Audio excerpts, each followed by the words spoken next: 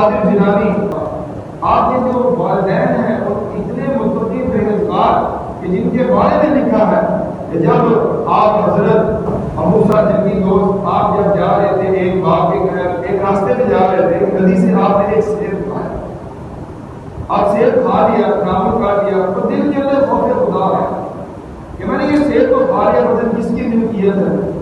اب اس کی ملکیت کے لیے معاف کروانے کے لیے آپ نے وہ سفر کیا، وہ نالی کے ساتھ وہ ندی کے ساتھ ساتھ چلتے گئے اور ایک عمارت کے پاس پہنچے جس کے باہر وہ سیب کا پھل لگا تھا اور اس کی شاخیں اس نالی کے اندر، اس ندی کے اندر لٹکی ہوئی تھی۔ آپ کو معلوم ہوا جو سیب کھایا ہے اسی شاخ کا کھایا۔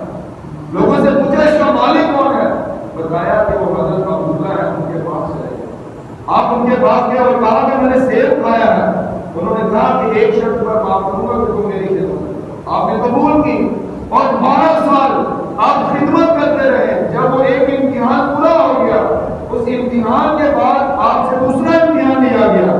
آپ سے کہا گیا حضرت عبداللہ صومعی نے، جو آپ تھے وہ سیب کے مالک تھے، اس باغ کے مالک تھے، انہوں نے کہا کہ تمہارا دوسرا امتحان یہ ہے کہ تم مزید 2 سال میری خدمت کرو گے اور میری بیٹی ایک ہے جو آنکھوں سے اندھی ہے، ہاتھوں سے بہری ہے، ہاتھوں سے معذور ہے اور پاؤں سے لنگڑی ہے، تم اس سے شادی کر لو تو جو تمہارا معاملہ تمہیں معاف کر دو۔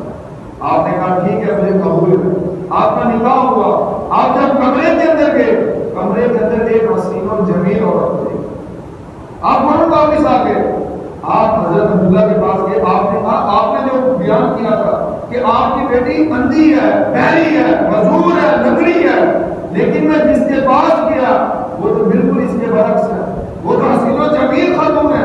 تو آپ نے فرمایا کہ میں نے اپنی بیٹی کو جو اندھا کہا وہ اس وجہ سے کہا کہ اس نے کبھی زندگی کے اندر کسی مہارت کو غیر مہارت کو نہیں دیکھا کسی، اور کانوں سے بہری اس لیے کہا کہ اس نے اللہ عز و جل کی جو شریعت ہے اس کے خلاف کا حق بات کبھی نہیں سنی، اور جو ہاتھوں سے معذور کہا اس نے شریعت کے خلاف کوئی عمل نہیں کیا، اور پیروں سے لگا اس لیے کہا کہ وہ اپنے خاوند کے حکم کے خلاف کوئی کام نہیں کرے، اس لیے اس کو میں نے اندھا بھی کہا، بہرا بھی کہا، معذور بھی کہا، لگڑا بھی کہا۔ اور وہ جب اس عورت کے بدن سے جو بیٹا پیدا ہوا، جو اولاد پیدا ہوئی، دنیا اس کو غوث اعظم کے نام سے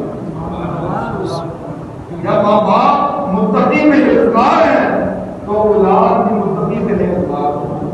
ہم آج چاہتے ہیں کہ میری اولاد نیک بن جائے، لیکن کیا میں نے اپنی اولاد کی ویسی تربیت کی ہے؟ میں اپنے اولاد کے